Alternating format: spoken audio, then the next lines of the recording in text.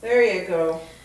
Living at home with assistance provided through supportive housing, 102-year-old Wilbert Link of Strathroy is an excellent example of how the healthcare system can best provide people with the right services in the right place at the right time. And in the Southwest Local Health Integration Network, an area stretching from Long Point to Tobermory, the healthcare system is shifting. Kelly Gillis of the Southwest LHIN explains. The Southwest LHIN has combined a number of key initiatives under the framework of access to care because all of those initiatives are helping us to ensure people have access to the right services that they need in their communities when they need them. So it really is about how people flow through the system to get the care they need. Like all of the LHINs across the province, we're working on this agenda to really try to improve care and the services for people in our community. Earlier this year, the Ontario government appointed Dr. David Walker of Kingston to report on strategies to help alleviate a province-wide problem with the number of people who are in acute care hospital beds who no longer require hospital care, but who cannot be discharged without another level of support, such as rehabilitation or admission to a long-term care home. Dr. Walker's report includes a number of strategies. Key among them is recognition that current models of care still rely too heavily on acute care hospital resources and a culture that emphasizes permanent placement of seniors in long-term care homes without appropriate consideration of the patient's potential to improve or recover and be cared for at home with support. The Access to Care initiative has received significant support from the Southwest LHIN Board of Directors.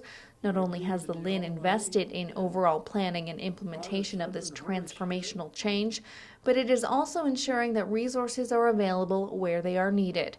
LHIN Board Chair Jeff Lowe. When it comes to providing health care, the most important aspect that we've discovered through research is providing the right care at the right time to the right people. It sounds simple, and it's not. It takes a lot of work and a tremendous amount of integration and coordination. It's allowing us to streamline the system, integrate the system, and it's requiring us to work hard with all of our health service providers to, again, provide the service and the care in a timely manner. A key partner in the overall Access to Care strategy is the Southwest Community Care Access Center, the organization tasked with providing overall system navigation for people from across the Southwest. If we look at the client experience through the healthcare system, the care that they receive often in any one location is pretty good by and large. But it's in the transitions where we need to do a much better job working together as partners in the healthcare system.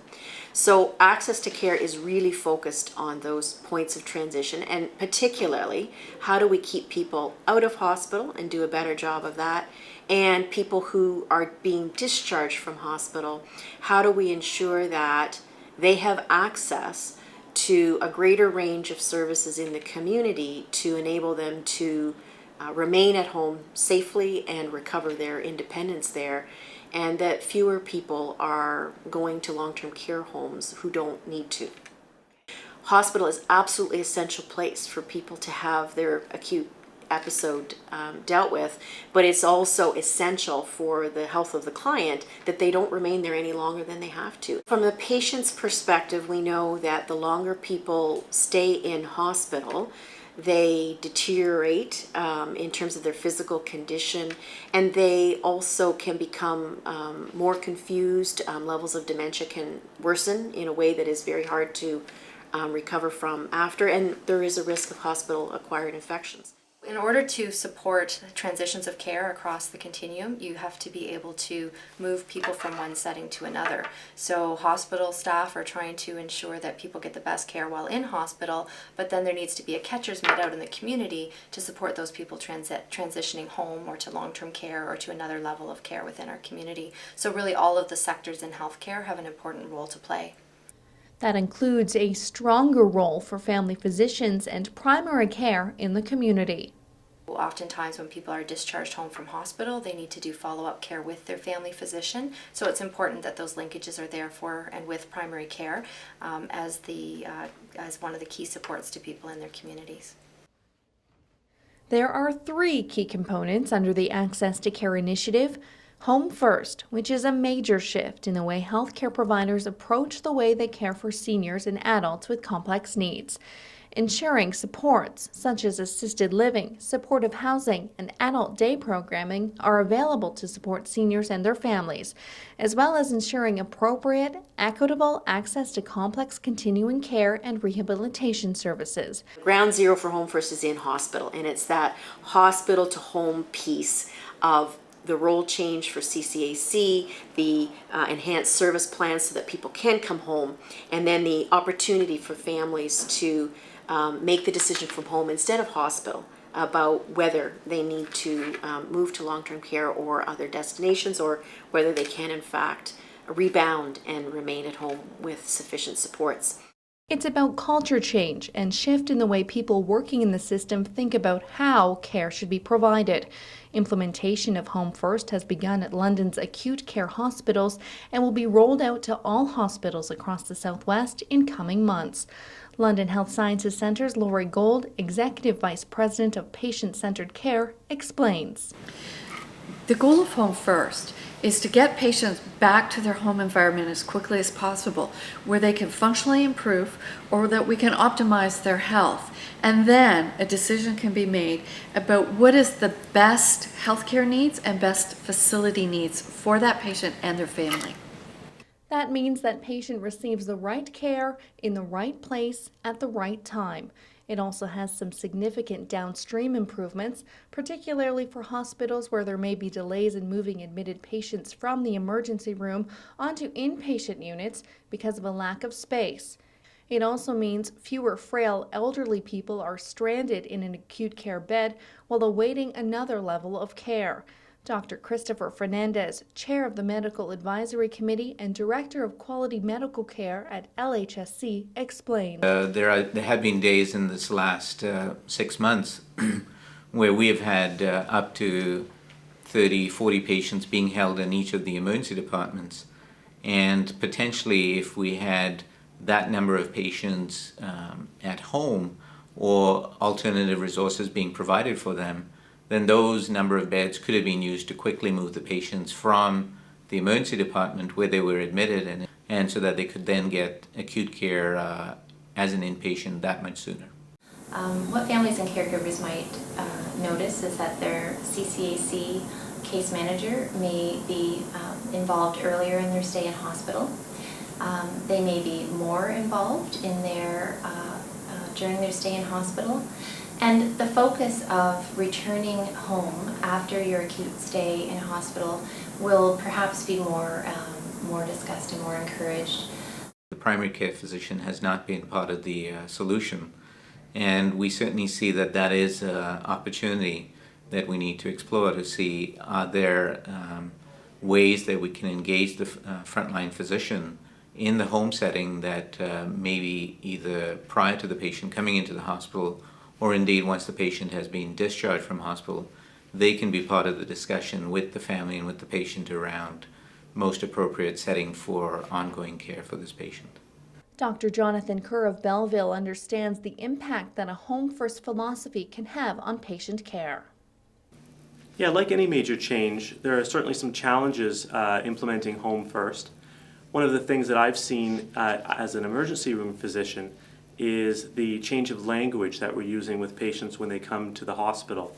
So before, patients were admitted, they would stay in hospital for months and months and months, and then eventually perhaps go to a nursing home.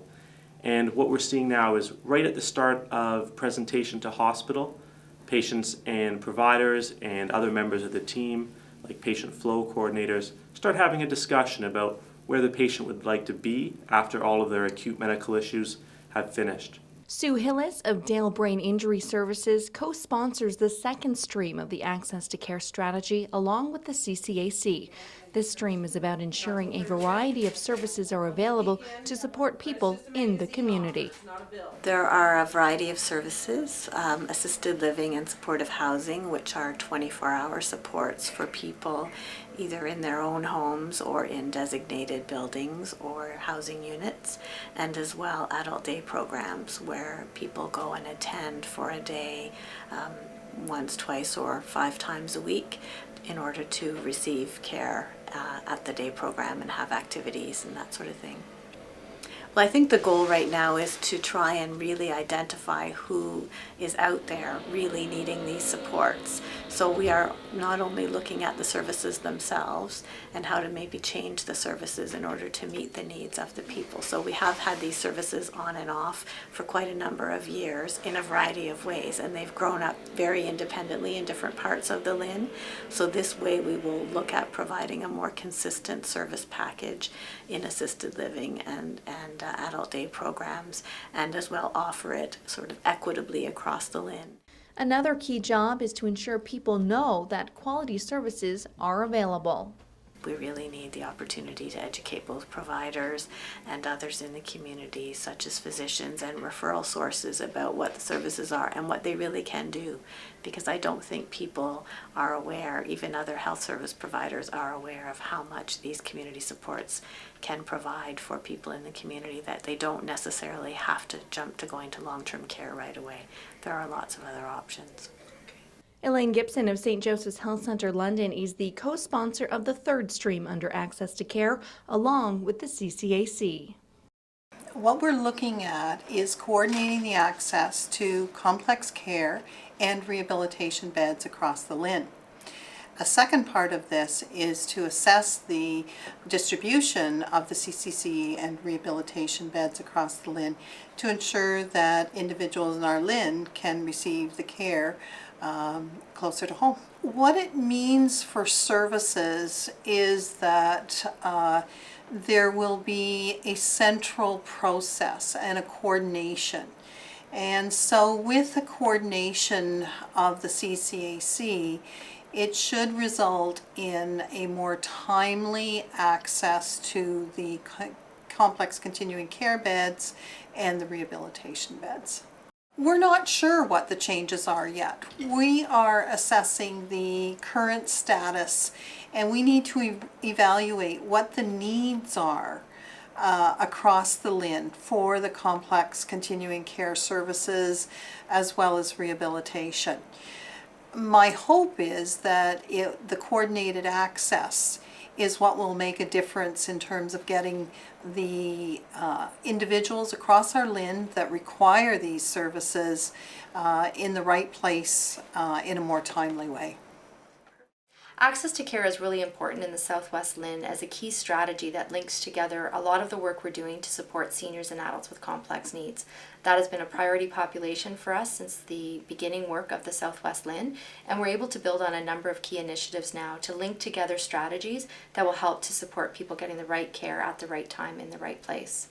Access to care is really about transitions through the healthcare system, and all providers need to be part of those processes to ensure people move through the system easily and are not left waiting in a hospital bed where they may deteriorate or decline further, or go inappropriately into long-term care and prevent somebody else who may need that bed more from accessing it. So it is really about having the right supports in place and helping to move people through the system. One of the things that have been useful for physicians to think about is what's going to be the best thing for my patient. As a family doctor, I know my patients want to be at home, and if I can help them get back home after their stay in hospital, have them have increased services from the community through the Community Care Access Center and other providers, then really my patient's going to be happier, my patient's going to get better care, and we all know, physicians know, that the psychological aspects of health are really important, and the body can't heal unless the mind is in a good place. And people tell me they want to be at home.